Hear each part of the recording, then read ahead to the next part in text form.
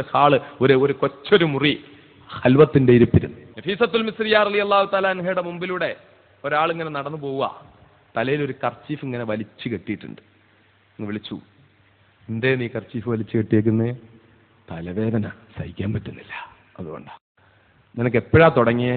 കുറെ സമയമായി തുടങ്ങിയിട്ട്. ഇന്നലെ തലവേദന ഉണ്ടായിരുന്നു? ഇല്ല. മെനിഞ്ഞാന്നുണ്ടായിരുന്നു? ഇല്ല. നീ എപ്പോഴെങ്കിലും നീ ആളുകളുടെ മുമ്പിൽ കൂടെ എനിക്ക് തലവേദനയൊന്നും ഇല്ല കേട്ടോ എന്ന് പറഞ്ഞ് നടന്നിട്ടുണ്ടോ? ഇല്ല.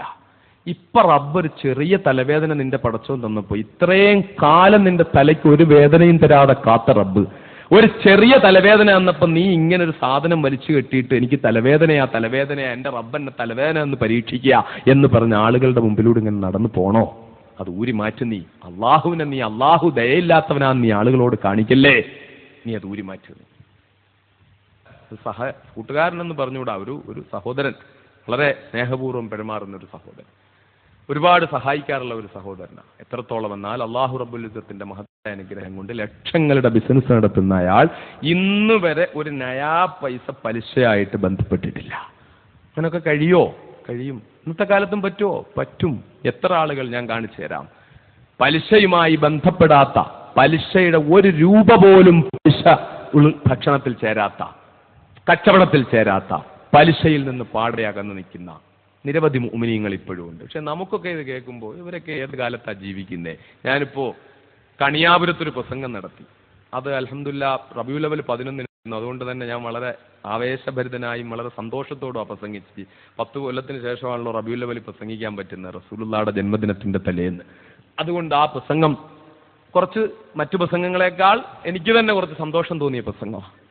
അപ്പൊ അതിന്റെ CD ആരോ ഇറക്കിയിട്ടുണ്ട്.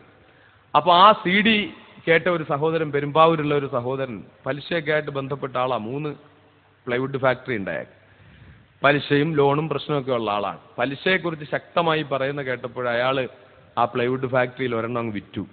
എന്നിട്ട് ആ പൈസ കൊണ്ട് അയാൾ മറ്റുള്ള പലിശയും കാര്യങ്ങളൊക്കെ ഒഴിവാക്കി, ലോണും പ്രശ്നങ്ങളൊക്കെ ഒഴിവാക്കി. എന്നിട്ട് അയാൾ ഹജ്ജിന് പോകാനും തീരുമാനിച്ചു.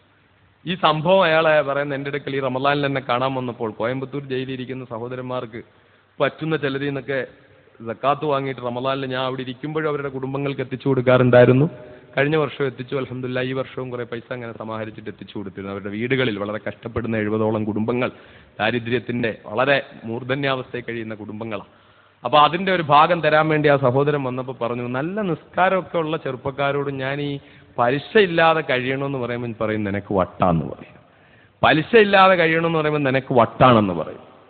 നീ എന്താ, നീ ഈ കാലത്തല്ലേ ജീവിക്കുന്നതെന്ന് ചോദിക്കുമെന്ന്. പക്ഷെ എനിക്ക് അൽഹംദുലില്ലാഹ് ഞാൻ ആ പ്രസംഗം കേട്ടിട്ട് എനിക്ക് ആ പലിശയിൽ നിന്ന് ഒഴിവാകാൻ തീരുമാനിച്ചതോടെ അല്ലാഹു തആല ബർക്കത്ത് ചെയ്യാൻ തുടങ്ങി.